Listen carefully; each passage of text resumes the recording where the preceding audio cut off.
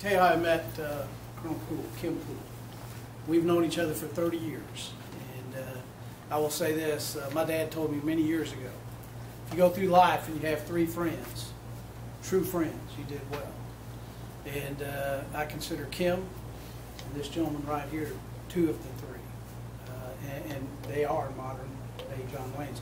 My wife and I have had a bunch of discussions, and I'd say, you know, that man's going to do the right thing. This man will do this. She said, you know, you don't understand. Not everybody's like you. And I finally realized one day, you know what? My sphere of influence is these 2 gentlemen and another Marine pilot who is my business partner. And so, yeah, I've kind of got a limited group of people that I listen to and get advice from, and they always do the right thing. Let me tell you how I met Kim. I was a Marine drill instructor and was called to come to Dallas, Texas to the 14th Marines. A gentleman by the name of Colonel Irwin had talked to the monitor in Washington, D.C. and said, we got a problem unit. And when I say a problem unit, it was one of the worst ranked reserve units in the Marine Corps. And excuse my language, ladies, but it was a turd farm. So I went there, and first weekend I got tires of my vehicle slashed, antenna broken, and ended up driving home in a motor vehicle, or a motor T vehicle, a van, green van, and because my vehicle was inoperable, and I knew I was doing the right thing at that point. The second weekend with the reserves, I realized that the commanding officer we had was not very good. He was retired on active duty. So I went to the colonel. I said, we need a new CO. And he said, you got anybody in mind? I said, I think so. I said, there's a young captain walking down the halls that looks pretty sharp. He's new to the unit. He said, what's his name? I said, Poole. So I walked out there and looked at his deal, found out his name was Kim, said, that's a girl's name, isn't it? I also found out that weekend he was a black belt. But in all seriousness, it's been a relationship that has gone on for 30 years. He is a warrior, and a warrior with a heart and a passion for whatever he does. And he has a special place in his heart for Iraq. He's been there a long time. And I wouldn't be doing justice without talking about his wife for a minute. Ruthie, while Kim is over in Iraq, volunteers. She's part of a special volunteer group. She's a licensed counselor, certified counselor. And whenever there is something going on, the floods or whatever, you always see pictures of Ruthie in her yellow outfit, And I will tell you, just say this, and she'll kill me afterwards. It takes Ruthie about 5 minutes to take charge of any situation. So she may be a volunteer, but she owns it after she's there. I can tell you that. Do you want me to, Richard, do you want me to go through the bio? Yeah. Okay, let me tell you a little bit about Colonel Poole. And I'm not going to read all this. It's a full page, but I'm going to hit the high points. Kim served in significant leader positions in Iraq for over the past 7 years. His introduction to Iraq began as Marine Corps Colonel in 2004 through 2007, when he worked closely with top ministries and senior military leaders during Operations Iraqi Freedom and New Dawn. I'm going to tell you a quick story real quick about that. We're sitting in my office. Kim and I work together at our company and get a phone call, and I don't know if you remember this. It was the CIA, and they wanted you to talk to somebody, one of the Iraqi government officials, to see if you really knew him. And the guy gets on the phone, and I'm sitting there listening to this, and this guy goes, oh, Colonel Poole, my good friend Colonel Poole. The conversation lasted about 3 minutes. We get a phone call back, so when can you be in Washington? And so I lost my business partner that day. And Kim went over there. In 2004, Kim began assisting the country's leadership in establishing its government and its first democratic elections. He then served in 2006 through 2007 as Deputy DCS of Resources and Sustainment for the multinational force Iraq during the critical surge operations, setting the conditions for Iraqi sovereignty. Kim returned to Iraq as project manager for KBR, supporting the U.S. State Department, and led an organization of over 6,500 employees during the multi-billion dollar asset defense to state transition in 2011. In addition to Kim's 7+ years total experience in Iraq, his background includes over 25 years executive leadership experience with 4 Fortune 500 companies, including manager of EDS, Assistant Vice President, Southland Financial Corporation, Vice President and Associate General Partner at Hall Financial Group and Senior Vice President at Lomas Financial Group. Kim was also a member of Comply Solutions, which was our company. Kim's academic background includes a baccalaureate degree in psychology, which we always had a lot of fun with, from East Central Oklahoma University, and studies towards his master's degree in business management at the University of Dallas. Kim's also, obviously a Marine Corps Reserve officer with 32 years active in reserve duty. Colonel Poole retired from the Marine Corps as Deputy Chief International Affairs in the Office of the Secretary of Defense at the Pentagon. He's a graduate of the NATO Joint Warfare College in the United Kingdom, National Defense University, the Naval War College, Marine Corps Command and Staff College, Marine Corps Amphibious Warfare School, the Marine Commander's Course, and the Royal Marine Commando School at Limestone, UK. I still have my little Royal Marine too. His personal decorations include a Legion of Merit, 2 Bronze Star Medals, the Defense Meritorious Service Medal, the Joint Service Commendation Medal, 3 Meritorious Service Medals, 2 Navy and Marine Corps Commendation Medals, the Navy and Marine Corps Achievement Medal, 2 Combat Action Ribbons, and the Secretary of Defense Service Badge. Kim is also a 7th degree black belt. He founded the Christian Martial Arts Association, the American Black Belt Council, and he assisted in founding the Marine Corps Martial Arts Program, which is an outstanding program, and served on its advisory board for 8 years. Kim also collects antique firearms and early Western artifacts. Kim and his wife live in Anna, Texas. They have 2 children and 4 grandchildren. And again, Ruthie serves as a volunteer. And I've never seen a catastrophe that Ruthie didn't go to. And so she's every bit of the warrior spirit. I think Kim has spent all his time in Iraq, so he doesn't have to do chores at home. With that, it gives me great pleasure to introduce Colonel Kim Poole.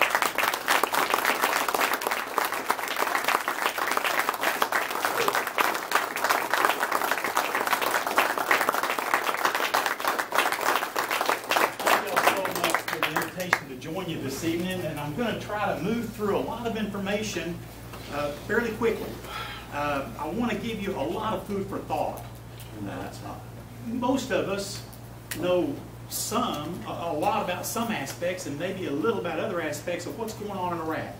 But I want to see if I can connect some of the dots for you or give you some of the information that will really shape and complete your view, your understanding of what's going on in Iraq. Because what's happening there today is not by accident. This is just not an osmosis thing. It didn't just occur. So I want to kind of walk through it and talk about it a little bit. And don't worry about it going long, because Jeff said Ruthie's here, and she will stand up and give me the high side. This slide just continues to be a little bit provocative. Are we going to have an Emirates-style Iraq sitting on arguably 1/4 of the world's oil? Is it going to be a prosperous country, or is it going to digress into the kind of caliphate that ISIS wants it to be, that they're dreaming of? And we're going to plunge into this a little bit deep and talk about it some. And I think we're going to have some time for some Q&A at the end. Richard, is that the plan? Yes, correct. Okay. All right. So let me get us going here. And the first slide I want to share with you is, let's just assume, let's go out on a limb and say that we keep the status quo. We don't do any more than we're doing right now. In fact, maybe we kind of wind things back a little bit so we're not provocative, and we don't want to get these terrorists too mad. So they get their Islamic State established, and what do you think is going to happen? I mean, we all fear what would happen. Every one of us. Let me give you just a really kind of a mild scenario of what could very well happen.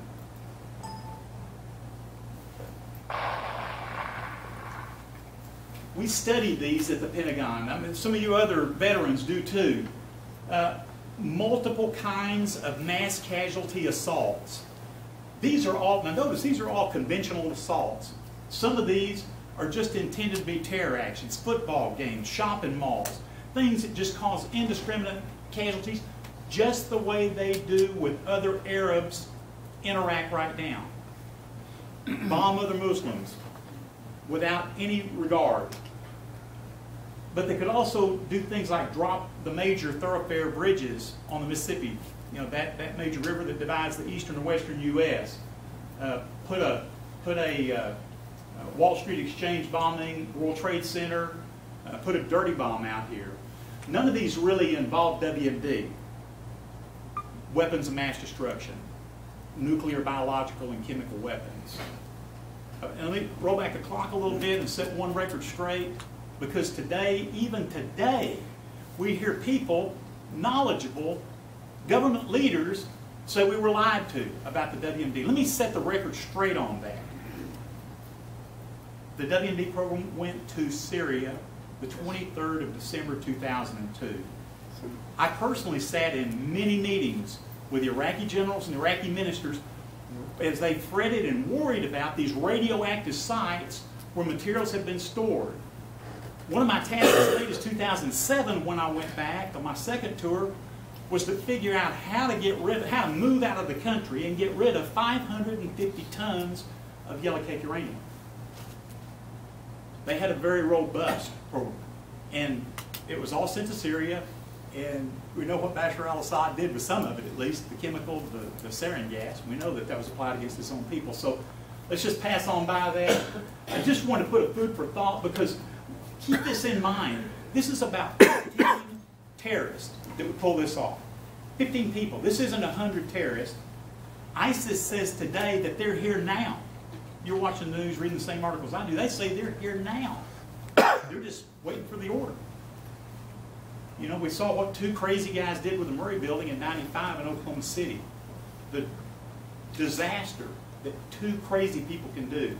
If you take a crew of 15, what they could do nationwide. I want to kind of flow through a number of topics here. Let's look at the current situation in Iraq and the Middle East. I want to talk about the conditions in Iraq today, both from political and security. What happened with the Arab Spring? What was the Arab Spring? What's the Arab Spring got to do with Iraq today? You're going to see that it has a lot to do with it. The current political and security situation, and where did ISIS come from? Or ISIL, which one would you prefer? But did these guys just appear? Who are they? Where do they come from? How are they growing the way that they're growing?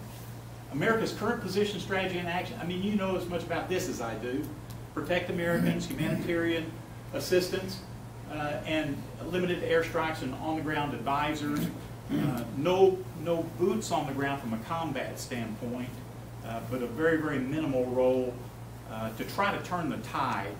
Most recently, as you know, these 85 to 90 airstrikes have been aimed at stopping the invasion of Kurdistan and bringing relief to the Yazidis and Christians that have been in the mountains trying to hide away and just stay alive. And then, what's the way forward? Here's a question that we really need to talk about. What is the way forward in Iraq and the Middle East? And it seems to me that there's 4 steps to doing that. The first one is understand these Islamic extremists and their goals. And let's not kid ourselves. Just look at the facts and face the facts of the extremist terrorists and what are their goals. I mean, they tell us in the newspaper almost every day now.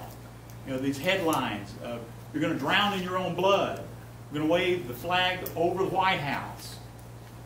You know, repeated threats. Believe me, those are not idle and they're not reckless threats. They're working plans. Decide what's at stake. What if we just let these guys do what they're doing? What if we step back and just stay out of the way, status quo, appeasement? You know, let's see if we can take some of their anger away, their angst, and let these guys kind of simmer down a little bit. Maybe they'll love us if we you know, give them what they're asking for. But what's at stake for our nation and worldwide? Because we're all in this together. Saudi Arabia is concerned about this as much as we are. So is Europe, as much as we are. We're kind of at the top of the list. We're top of the totem pole of their target list. But the thing we've got to do is knowing what's at stake and understanding the enemy. And they're the self-professed enemy. We didn't pick them out. They're the self-professed enemy. We need to define the desired end state. We do this in every military, you military guys, especially West Pointer. I mean, the desired end states, the commander's intent. What do we want to achieve? What do we want the Middle East to look like? What do we want Iraq to look like? What do we want to be the end state of this ISIS alleged caliphate? What do we want to happen? And then we've got to build a strategy and actions required to make that happen. And then we're going to do some discussion on safeguarding America's security and freedom. And I'm not telling you I'm bringing all the answers today, but I want to try to bring you all the facts as much as I can from almost 8 years living there. And as Jess said, my heart of hearts is with a lot of those people. They're just like us. They're just like us. They want a better life for their kids. They want education for their children. They want a job. They want running water. They want electricity more than 7 or 8 hours in a 24-hour cycle. They want sewage that works. They want a little bit better lifestyle.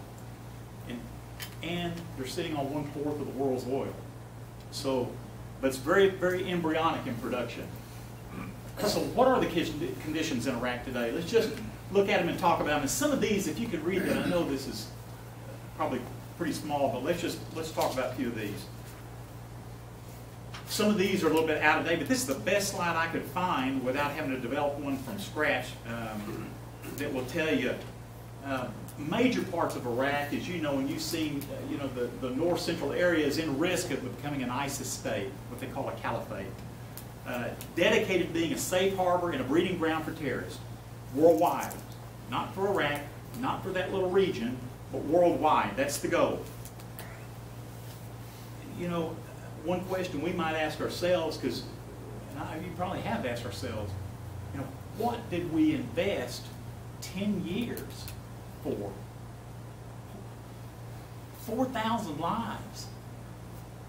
The blood of tens of thousands of people wounded, devastating wounds. Ruthie ministered to them in Bethesda, and Walter Reed, and terrible wounds. We invested ourselves in that region for a strategic partner for many, many years down the road. And folks, I hate to tell you, but we're squandering it. We've squandered our treasure and our blood investment there. Will be a turning point. It will be very costly to get it back if we take steps to recoup that region, to recoup that area. Or we could go the other way and sort of let live and let live. Let them have their thing, and we're a long way away from them. Maybe they won't come back. Maybe 9/11 was just an aberration. It will never happen again. But today, Iraq has descended into chaos.